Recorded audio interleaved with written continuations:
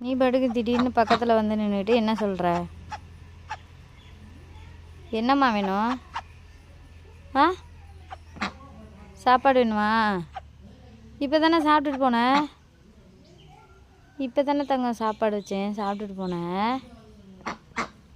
மறுபடியும் வேணுமா? மறுபடியும் வேணுமா தங்கம்? ஆமாம் ஆமாம், இப்போ தானே வச்சேன். சரி போயிட்டு வா, கொஞ்சம் லேட்டாக்கா எடுத்துகிட்டு வரேன் போ. இப்போ வேணுமா? என்ன நீ சம்பாரிச்சு கொடுத்தியா? போய் சம்பாரிச்சிட்டு வா போ. பொடி